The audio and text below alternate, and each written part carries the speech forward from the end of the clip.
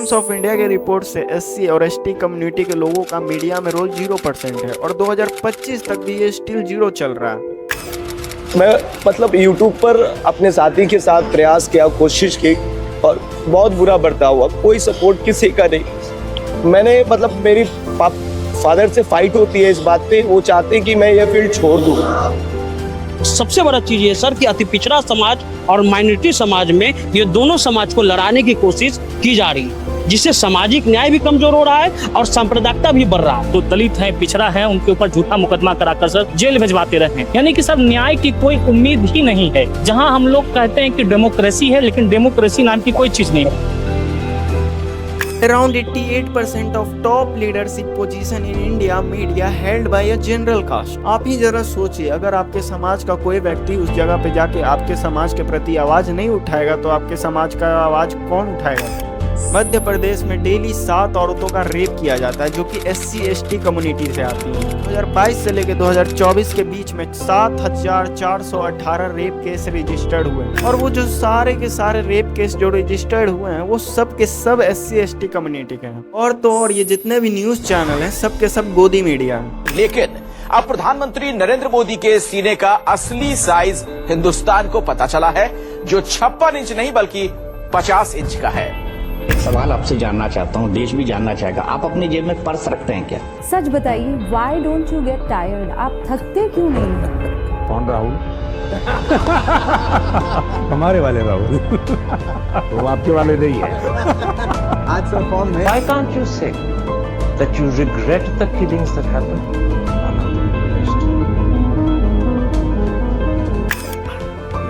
पानी आपके पीछे दोस्ती बनी रहे, अपनी दोस्ती बनी रहे। You came here happy and thankful to you and God bless you. और थिंग्स आपके आइडियाज हैं, आप बोलते रहे। बाय द वे ये हमारे मोदी जी की मीडिया थे जिसमें मोदी जी की कथा हर समय चलते रहती है, इसमें कोई अचंभित होने वाली चीज नहीं है।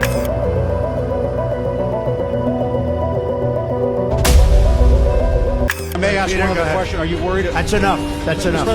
That's enough. Ask one of the other folks. That's enough. Pardon me, ma'am. Are you? That's enough. Put down the mic. Mr. President, are you worried about indictments coming down? To be clear, though, the question. Thank you very much. Why are you? Sit down. But the question. But you didn't answer my question. Just very simply, the question is, why are you pitting Americans against one another, sir? I'm not. Is that how you? तुम कह रहे हो मोदी ने किया क्या है? America क्या कहता था? क्या हो तुम? आज हम कहते तू क्या है बे? हमें। मैं आपको रवीश कुमार की एक वीडियो दिखाना चाहता हूं जो कि वो मीडिया के प्रति टिप्पणी दिए थे। मैं हमेशा कहता हूं कि इस देश की हवा को लेकर भी, इसकी वादियों को लेकर, इसके रंग को लेकर आप दुनिया में सर उठाकर चल सकते हैं, लेकिन इस देश की मीडिया के बारे में आप दुनिया के किसी भी देश में सर उठाकर नहीं चल सकते। अपने देश में तो चल ही नहीं सकते हैं, क्योंकि अब जनता को पता है कि गोदी मीडिया कौन है, क्या है। भले उनके मालिक सूट अच्छे पहनते हैं। मीडिया में 12% लोग हैं जो एससी एसटी ओबीसी से आते हैं, बाकी 88% लोग जनरल कम्युनिटी से आते हैं। मीडिया में एक ही वर्ग के लोग आपको मिलेंगे। तो राहुल गांधी ने भी सवाल पूछा उस दिन के, बताओ यहाँ कितने ओबीसी हैं? एक भी ओबीसी नहीं था। एक कैमरामैन ने हाथ उठाया। रिपोर्टर में और एंकर्स में, अब नोएडा फिल्म सिटी में जहाँ लगभग 200 एंकर होंगे, उसमें मुश्किल से 2 या 3 हैं जिन्हें ओबीसी कह सकते हैं, और एससी तो एक भी नहीं है, शायद एक भी मेरी जानकारी में नहीं है। जो ओबीसी हैं वो भी, उनमें एक संदीप चौधरी कह लो जो ओबीसी की बात करते हैं या जो कायदे की पत्रकारिता कर रहे हैं, वरना दूसरे तो जो चौधरी साहब हैं वो तो जो है सब जानते हैं। ऐसा नहीं है कि ओबीसी एससी एसटी कैटेगरी के लोग मीडिया में जाना नहीं चाहते, वो जाना चाहते हैं, बट मीडिया में जनरल कैटेगरी की संख्या सबसे ज़्यादा है, तो वो लोग एससी एसटी या ओबीसी लोगों को आगे बढ़ने नहीं देते हैं, जिस कारण से मीडिया में इन लोगों को एक अपना फ्यूचर नहीं दिखता। बताइए। हम लोग जो काम करते हैं उसका बेसिक है सोशल जस्टिस।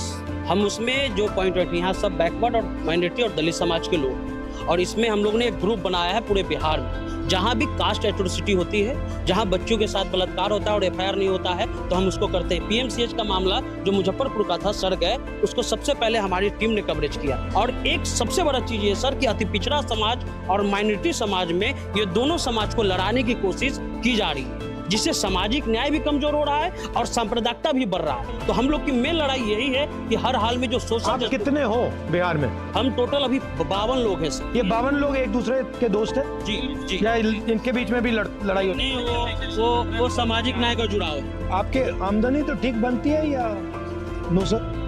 बट आपको फाइनेंशियली नहीं होता। मेरा नाम सुमन है, मैं खबर लहरिया। आप अकेली लड़की हो? जी जी। खबर लहरिया न्यूज चैनल में एज ए सीनियर रिपोर्टर के रूप में काम करती हूँ। भारत का पहला ऐसा चैनल जो महिलाओं द्वारा प्रसारित किया जाता है। इसमें ऑल टोटल महिलाएं काम। सारी महिलाएं? जी। इसमें पुरुष काम ही नहीं करते? लगा करके पूरा मैनेजमेंट देखना, फाउंडिंग करना, सारा काम सिर्फ महिला ही। ये अच्छा आइडिया है। मेंटालिटी जो मुझे कवरेज करने में जो दिक्कत समझ आती है वो काफ़ी चुनौतीपूर्ण रहता है कि आप एक सिंगल जो लड़की कवरेज करने के लिए निकलती है फील्ड पर, तो बहुत सारी चुनौतियाँ होती हैं। जैसे कि आप ऑटो पर मैं देखती हूँ कि लड़कियाँ नहीं रहती हैं, सिर्फ मुझे लड़कों के बीच में ट्रैवल करना होता है। गांधी मैदान में 9 बजे टोटल हर चीज़ बंद हो चुकी है। सर मेरा नाम अमान मलिक है और हम बिहार के सबसे पिछड़े जिले से आते हैं जहाँ ट्रेन नहीं चलती है। पहली समस्या तो ये है हमारी। दूसरी समस्या ये है कि सर हम पटना यूनिवर्सिटी के मास कॉम के स्टूडेंट हैं, बैचलर डिग्री चल रहा है। यूट्यूब और फेसबुक एक इंडिपेंडेंट प्लेटफॉर्म जहां हम अपनी बात रखते हैं, रख रहे हैं। आपको अजीब नहीं लगता? मुझे लगता है, पता नहीं आपको लगता है या नहीं, कि आज अगर हिंदुस्तान का एक राजनेता हिंदुस्तान के लोगों से कम्युनिकेट करना चाहता है तो उसे अमेरिकन चैनल यूज करना पड़ता है, या फेसबुक या यूट्यूब या इंस्टाग्राम या गूगल। मतलब ये हमारे नहीं है। जिस दिन ये आपको बंद करना चाहिए बंद कर देंगे। मेरा पूरा मतलब शैडो बैन चलता है। तो थोड़ा मुझे अजीब लगता है कि पहले क्या होता था, हिंदुस्तान के नेता अपने लोगों से डायरेक्टली बात कर सकते थे, फिर ठीक है मीडिया हुआ करता था, न्यूट्रल तो नहीं कह सकते बट बात तो दिखा देता था। अब मीडिया बिल्कुल नहीं दिखाता, विपक्ष की बात टोटली जीरो, खत्म। और जो यूट्यूब वाले हैं, फेसबुक वाले हैं, उन पर इनडायरेक्ट लगाम लगी हुई है। अगर आप लाइन से थोड़ा ज्यादा आगे गए लगा देंगे, बंद कर देंगे, शैडो बैन हो जाएगा। तो ये एक्चुअली देश के लिए खतरनाक है।